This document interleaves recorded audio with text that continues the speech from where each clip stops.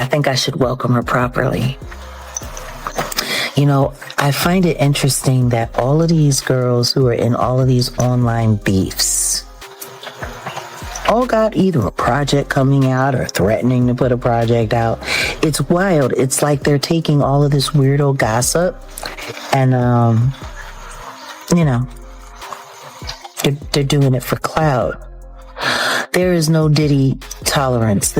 Y'all, this was never meant to erupt on a random night. No countdown, no heads up, no press rollout, no crisis squad lurking in the wings. And that's exactly why it hit with a jolt nobody could ignore. When Jaguar Wright went live, nobody imagined they were about to witness a moment that could shatter relationships, rewrite legacies, and leave permanent scars. The audience braced for noise, maybe a rant, maybe a hint of shade. What they got instead felt like a switch snapping in the air. Within seconds, the energy shifted. Her expression didn't show emotion. It radiated certainty. The kind of certainty only someone clutching something dangerous can carry. And then she spoke. Not a hint, not a whisper. She declared she had evidence no one was meant to see. And what happened next didn't just shock comment sections. It froze them in place. This wasn't a fuzzy rumor or a secondhand accusation. This was a moment where the internet collectively leaned forward, whispering, "Wait, are we really seeing this?" The scene. A lavish setting, soft lighting, two people positioned far too close to dismiss as coincidence. Nothing explicit appeared, nothing graphic. Yet everything screamed, body language, comfort, intimacy, signals that only exist if history had already written them somewhere else. That's when gossip shifted. This wasn't chatter anymore. This was betrayal unfolding live, in real time. Because in the midst of that chaos stood a woman who had risked everything. Her image, her loyalty, her very name, believing she was anchored in love, only to allegedly discover she was standing alone. The tears trending online weren't performative. They weren't spectacle. They were raw, unfiltered. And as denial posts flooded in and explanations scrambled across feeds, the internet noticed something unsettling. The receipts weren't slowing. They kept piling up. This wasn't confusion. It wasn't bad timing. It wasn't a single misstep. This looked like a double life unraveling before the world. And once something like that escapes, there's no putting it back. This wasn't the story ending. This was the exact moment everything began to collapse.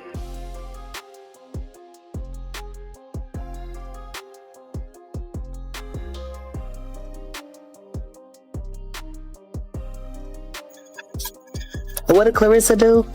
She decided to become a part of a farce that is destroying what Black family looks like. Like, the simple fact that she thinks any of the stuff that she's doing, going back and forth with Remy, when Pap is still married and they have a small child, and now she talking about she want to have babies. Why? Why does somebody as punch drunk as you want to have a kid so you can be around more people that are smarter than you? Like, it's just no. What made this moment unlike anything before wasn't just the allegation. It was the timing.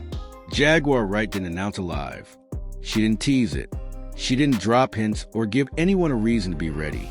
She simply appeared. And in today's attention economy, silence before a storm is never accidental.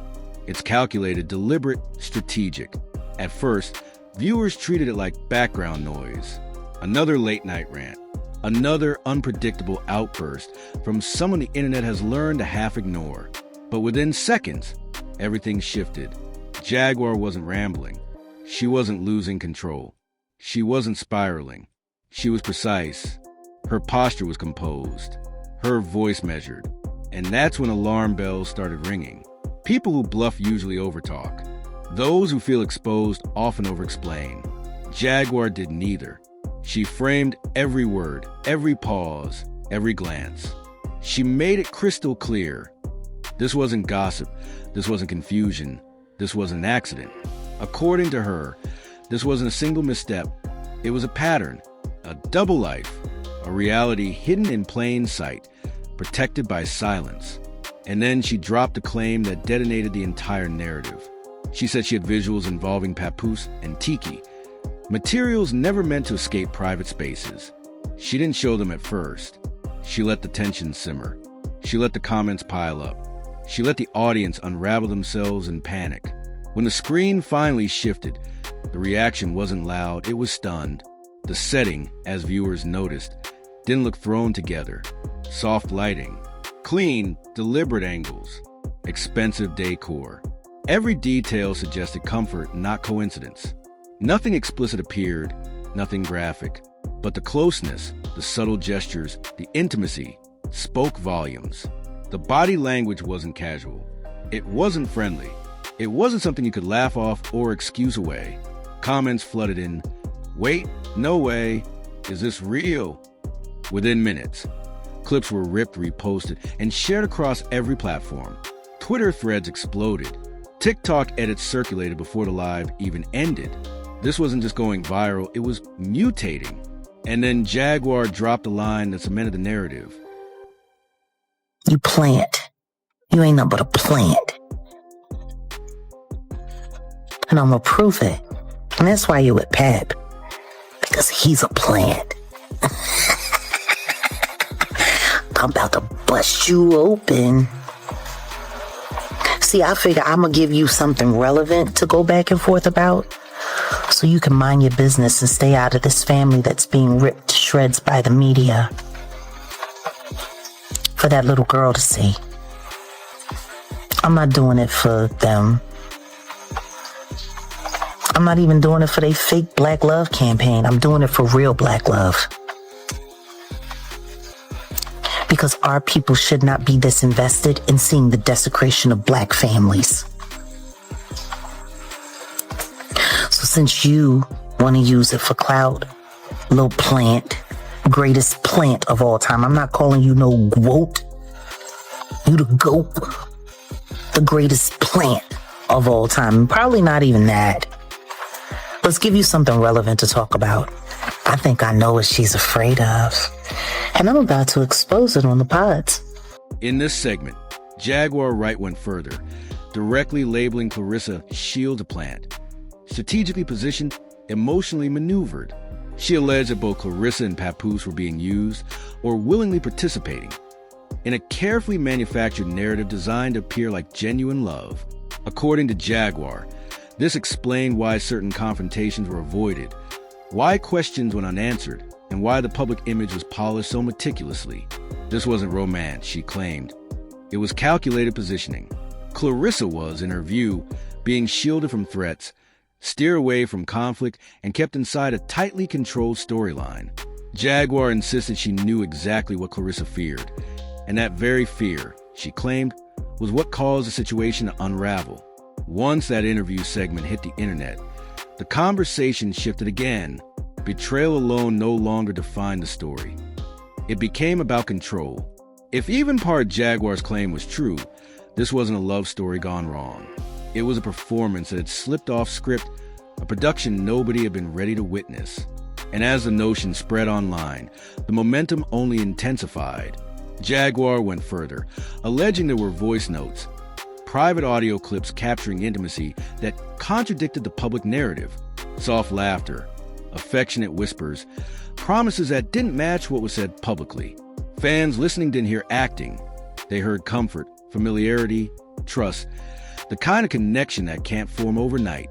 Then came the final escalation of the segment. Jaguar claimed there were private messages, WhatsApp chats, where strategy was being discussed.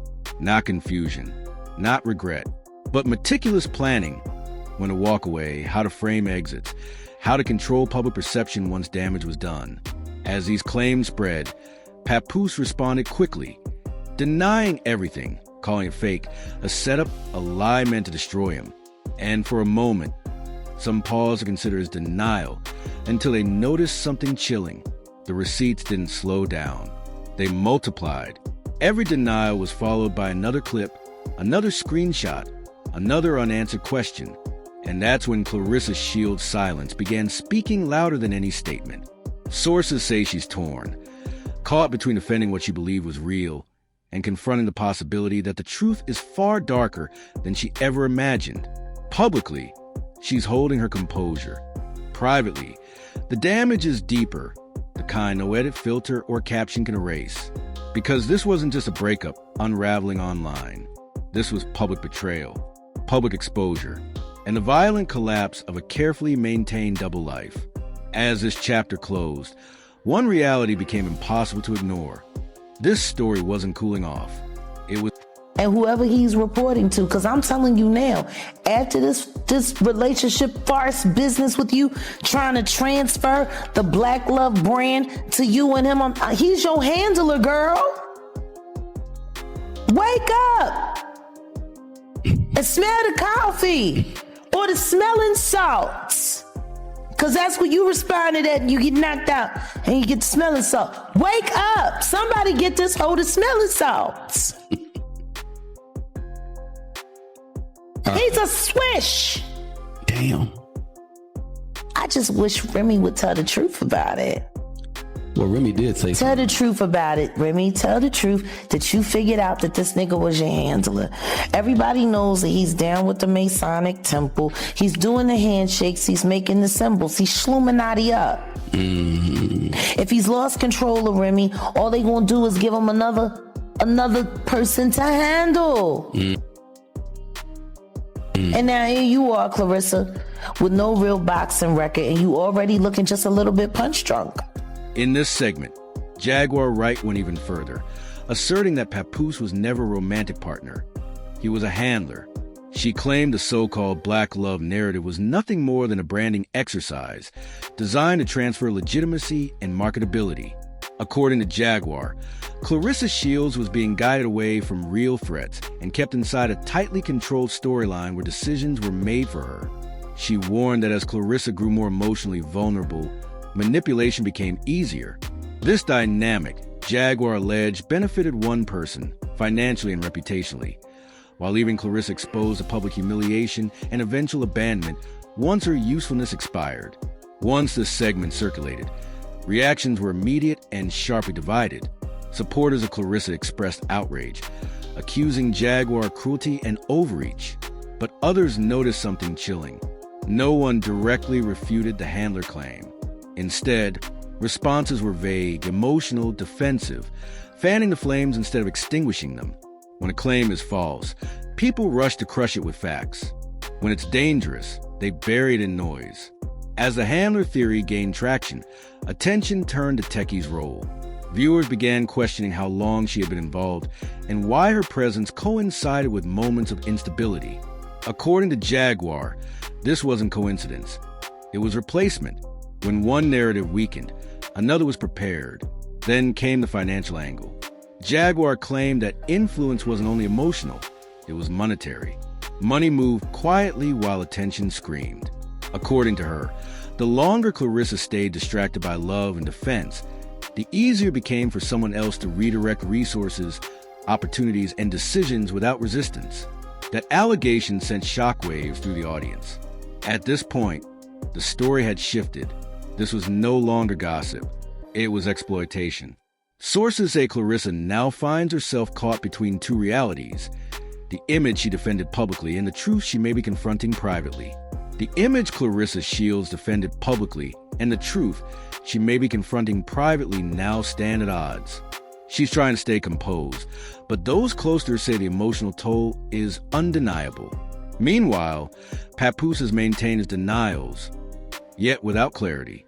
Every response brushes the claims aside broadly, avoiding specifics.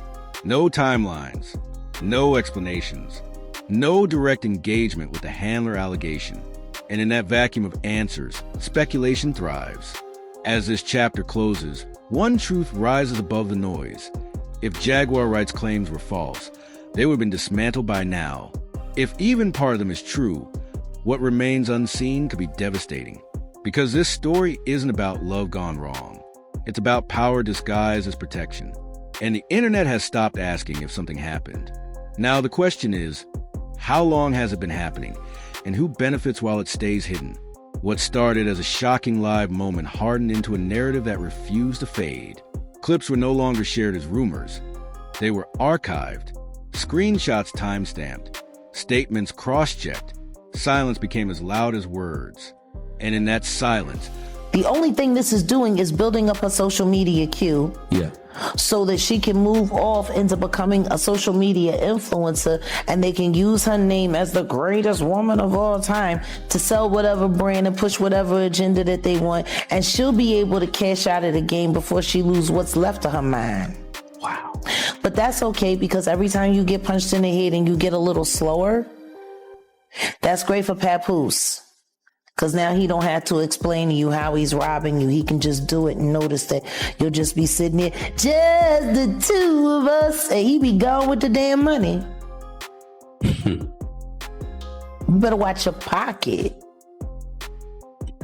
Stop playing in that man's wife's face. In this segment, Jaguar Wright warned that Claressa Shields needed to watch her pocket, alleging that emotional distraction creates the perfect environment for financial and reputational exploitation.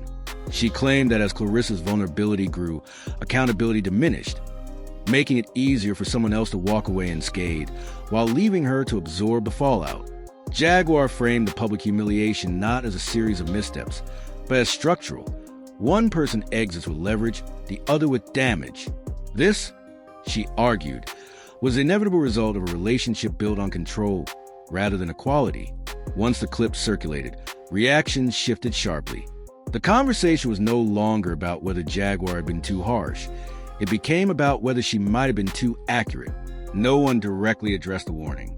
No one clarified why Claressa seemed to carry the emotional and reputational weight alone. And in that void, the internet began filling in the blanks. Observers pointed out the subtle pivot in the narrative. The same voices that once celebrated Black love now spoke in vagueness. The warmth vanished. What remained was distance. And distance, as always, tells a story. Jaguar didn't stop there. She challenged the industry itself, questioning why so few voices had risen to defend Remy Ma amid the chaos. Why the silence from those who normally rush to speak? Why had no one acted to protect the integrity of the narrative, while others were left exposed? A woman with a long, visible legacy could be publicly disrespected without consequence. That question echoed across feeds and comment sections. Because in moments like these, silence isn't neutrality, it's alignment. And alignment reveals exactly who the system protects. As days passed, Claressa Shields' situation grew increasingly precarious. Sources say she's caught between two impossible choices: defend a narrative that's cracking, or admit she may have been maneuvered into one. Either path comes with loss. What makes this collapse particularly brutal is that it's happening in public, without pause, without mercy, without an off switch. Every attempt to move forward drags the past back into spotlight. Every denial sparks more questions. Meanwhile, the person Jaguar Wright warned about remains untouched and scathed. That contrast is the most damaging part of all. Because when only one person bleeds, it forces a haunting question. Was that always a plan? Jaguar's final message in this phase wasn't triumphant. It wasn't celebratory. It was cautionary. She didn't claim victory. She claimed inevitability. According to her, stories built on control don't end in closure. They end in abandonment. And abandonment doesn't always look dramatic. Sometimes it looks like silence. Sometimes it looks like distance. Sometimes it looks like one person moving on while another is left explaining what happened. As part 3 closes, the internet is no longer divided over whether something went wrong. The debate has shifted to intention. Was this a relationship collapsing under pressure, or a structure designed to collapse someone else? One truth is undeniable. The fallout is no longer theoretical. It is visible, it is emotional, and it is irreversible. Once control is exposed, its power disappears. Once the mask slips, it can never fit the same way again. This wasn't just a scandal. It was a slow motion unraveling, a carefully orchestrated collapse playing out in real time. And if Jaguar Wright is right, if this was always about leverage, then the most dangerous chapters of the story may not have even surfaced yet. Because true collapses don't make announcements. They happen quietly, almost imperceptibly, right before everything changes.